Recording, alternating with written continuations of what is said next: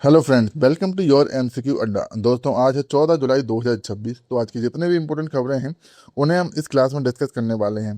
Class की free PDF के लिए आप हमारे टेलीग्राम चैनल को ज्वाइन कर सकते हैं, जिसकी लिंक हमने डिस्क्रिप्शन में दी है। चलिए आज की क्लास स्टार्ट करते हैं। ये रहा आपका पहला क्वेश्चन। पिल्ले संपदा योजना किस राज्य द्वारा शुरू की गई है? तो यह स्टार्ट की गई है आंध्र प्रदेश द्वारा। हाल ही में जुलाई 2026 में विश्व जनसंख्या दिवस के अवसर पर आंध्र प्रदेश सरकार ने पिल्ले संपदा योजना शुरू की है।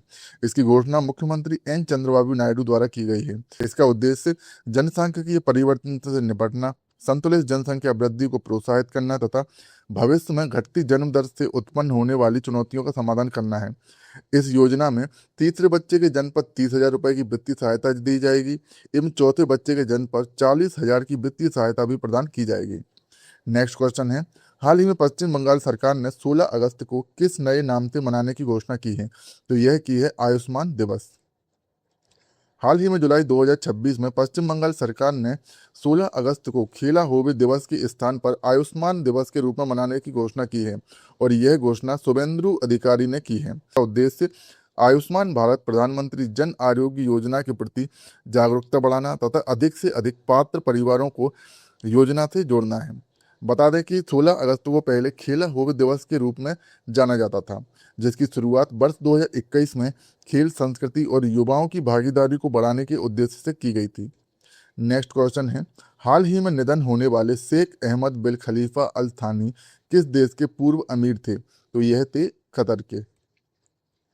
कतर के पूर्व अमीर शेख अहमद बिन खलीफा अल थानी का 12 जुलाई 2026 को 74 वर्ष की आयु में निधन हो गया। उन्होंने 1995 से 2013 तक कतर के अमीर के रूप में शासन किया और आधुनिक कतर के निर्माता के रूप में जाने जाते हैं। इनकी प्रमुख संस्था ने वर्ष 1996 में उनके शासनकाल के दौरान अल अजीजरा समाचार नेटवर्क की स्थापना की, जिसने कतर को वैश्विक मीडिया के परिदृश्य में अपनी नई पहचान दिलाई। दोस्तों, ये हमारा टेलीग्राम चैनल है। अगर आपको रोज़ free PDF, study material, current affair और एग्जाम अपडेट चाहिए तो अभी हमारे टेलीग्राम चैनल को ज्वाइन कीजिएगा। लिंक डिस्क्रिप्शन में दी है और यह स्क्रीन पर दिख रहे क्यूआर कोड को स्कैन करें। अभी ज्वाइन करें और अपनी तैयारी को और मजबूत बनाइए। चलिए नेक्स्ट क्वेश्चन देखते हैं। WDMMA global air power ranking 2026 में भारतीय वायुसेना को विश्व में कौन सा स्थान प्राप्त हुआ है? तो यह स्थान प्राप्त हुआ है तीसरा। जुलाई 2026 में WDMMA द्वारा जारी ग्लोबल एयर पावर रैंकिंग 2026 में भारतीय वायुसेना को विश्व की तीसरी सबसे शक्तिशाली वायुसेना का दर्जा प्राप्त हुआ है। भारतीय वायुसेना ने लगातार 5वीं बार तीसरा स्थान प्राप्त किया है। जानते हैं शीर्ष वायुसेना। अमेरिकी वायुसेना, रूसी वायुसेना, भारतीय वायुसेना और तीसरी है चीन वायुसेना। जानते हैं WDMMA क्या है? WDMMA एक स्वतंत्र संगठन है जो केवल विमानों की संख्या के आधार पर नहीं, बल्कि उनकी परिचालन क्षमता के आधार पर विश्व की वायुसेनाओं की रैंकिंग जारी करता है। जानते हैं कुछ इंपॉर्टेंट फैक्ट। अडानी डिफेंस ने मध्य प्रदेश के शिवपुरी में 2500 करोड़ के निवेश से दक्षिण एशिया का सबसे बड़ा निजी मिसाइल इकोसिस्टम स्थापित करने की घोषणा की है। हाल ही में एयर मार्शल जसबीर सिंह मान ने दक्षिणी वायु कमान के air officer commanding in chief का पद ग्रहण किया है। नेक्स्ट क्वेश्चन है, जुलाई 2026 में उत्तर कोरिया में भारत का नया राजदूत किसे नियुक्त किया गया है? तो यह नियुक्त किया गया है संजीव जैन को। जुलाई 2026 में विदेश मंत्रालय ने भारतीय विदेश सेवा के 2008 बैच के अधिकारी संजीव जैन को उत्तर कोरिया में भारत का अगला राजदूत नियुक्त किया गया है। नियुक्ति से पहले संजीव जैन कार्बो बर्डे में भारत के राजदूत के रूप में कार्यरत थे। नेक्स्ट क्वेश्चन है, अंतर्राष्ट्रीय रॉक दिवस प्रतिवर्ष कब मनाया जाता है? तो यह मनाया जाता है 13 जुलाई को। अंतर्राष्ट्रीय रॉक दिवस प्रत्येक वर्ष 13 जुलाई को मनाया जाता है। इसका उद्देश्य चट्टानों, भूवैज्ञानिक संरचनाओं, उनके वैज्ञानिक, ऐतिहासिक एवं आर्थिक महत्व के प्रति लोगों को जागरूकता बढ़ाना है। अब जानते हैं जुलाई माह के कुछ इंपॉर्टेंट दिवस को। 1 जुलाई को भारत में राष्ट्रीय डॉक्टर दिवस मनाया गया। 4 जुलाई को संयुक्त राज्य अमेरिका का स्वतंत्रता दिवस मनाया गया।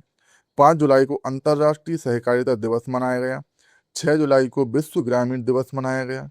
7 जुलाई को वैश्विक क्षमा दिवस मनाया गया। 11 जुलाई को विश्व जनसंख्या दिवस मनाया गया और 13 जुलाई को अंतर्राष्ट्रीय रॉक दिवस के रूप में मनाया गया। नेक्स्ट क्वेश्चन है, हाल ही में जारी आंकड़ों के अनुसार प्रति व्यक्ति आय के मामले में भारत में प्रथम स्थान किस राज्य का है? तो यह स्थान है सिक्किम का। हाल ही में सिक्किम भारत में प्रति व्यक्ति आय के मामले में प्रथम स्थान पर है। इसके बाद गोवा और तेलंगाना का स्थान है। सिक्किम की उच्च प्रति व्यक्ति आय का प्रमुख कारण जल विद्युत, पर्यटन, जैविक कृषि तथा कम जनसंख्या है।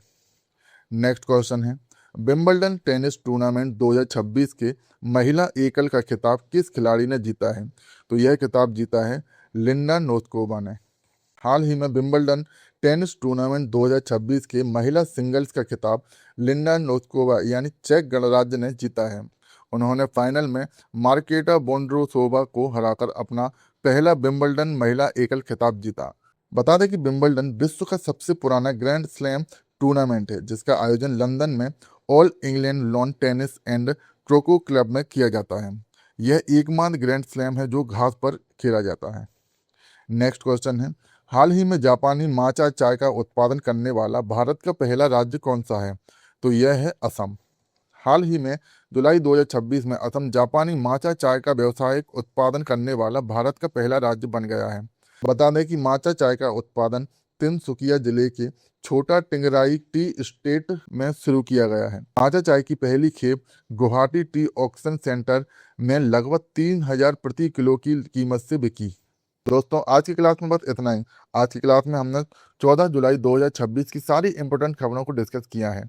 क्लास की फ्री पीडीएफ के लिए आप हमारे टेलीग्राम चैनल को ज्वाइन कीजिएगा, जिसकी लिंक हमने डिस्क्रिप्शन में दी है। अंत में आपको क्लास कैसी लगी हो हमें कमेंट बॉक्स में बताना ना भूलें। तब तक के लिए जय हिंद, जय भारत।